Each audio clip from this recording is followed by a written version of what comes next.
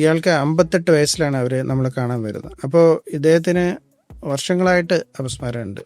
പക്ഷേ ഈ അപസ്മാരം 8 വയസ്സിൽ തുടങ്ങിയ ആ സമയത്ത് അദ്ദേഹം ഒരു കയർ തൊഴിലാളിയൊക്കെയാണ്. അപ്പോൾ അദ്ദേഹം ഈ അപസ്മാരത്തിൻ്റെ ലക്ഷണം എന്ന് പറഞ്ഞു കഴിഞ്ഞാൽ ആ സമയത്ത് പുള്ളി നിലവിളിക്കുക, ഒരു ചീത്ത പറയുന്ന പോലെയുള്ള മുഖ ലക്ഷണങ്ങൾ കാണിക്കുക, ഇറങ്ങിപ്പോവും എന്നൊക്കെ പറഞ്ഞ് ഇങ്ങനെ കൈ കൊണ്ട് അങ്ങനെ കാണിക്കുക, ശക്തമായിട്ടുള്ള ഒരു 2 മിനിറ്റിലേക്ക് വരും പോവും. അപ്പോൾ ഇത് കണ്ടു കഴിഞ്ഞാൽ ഒരു മാനസികമായിട്ടുള്ള ഒരു അസുഖമാണെന്നുള്ള രീതിയിൽ ആൾക്കാർ ഒരുപാട് വർഷങ്ങൾ തള്ളിക്കളഞ്ഞു. പുള്ളി ബസ്സിലും പബ്ലിക് പ്ലേസസിലും ഒക്കെ ഇരിക്കുമ്പോൾ ഇത് സംഭവിക്കുന്നു. വർഷങ്ങളാണെന്ന് ആലോചിക്കണം. അപ്പോൾ 8 വയസ്സ് മുതൽ 58 വയസ്സ് വരെ ഇദ്ദേഹത്തിന് ഇതുകൊണ്ട് മിക്കവാറും ദിവസങ്ങളിൽ ഇത് വരാറുണ്ടായിരുന്നു. അപ്പോൾ ഇത് 50 വർഷമാണ് ഇദ്ദേഹത്തിന് ഈ അസുഖം കൊണ്ട് ഇങ്ങനെ ഈ വിചിത്രമായ ലക്ഷണമായതുകൊണ്ട് മനസ്സിലായത് പോയത്.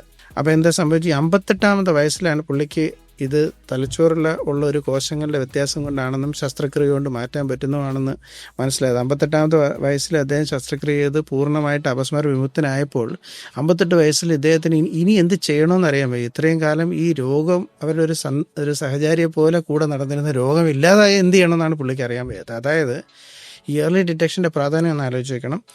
നമ്മുടെ ജീവിതത്തിലെ ഇത്രയും പ്രധാനപ്പെട്ട നമ്മുടെ വൈറ്റലായിട്ടുള്ള നല്ല സമയം, അവസരങ്ങൾ, സമയം, സ്വപ്നങ്ങൾ എല്ലാം ഈ അപസ്മാരം വന്ന് ഒരു 50 വർഷം അപഹരിച്ചുകൊണ്ട് പോയി. ഇത് ഈ ഒരു വ്യക്തിയുടെ മാത്രം കഥയല്ല.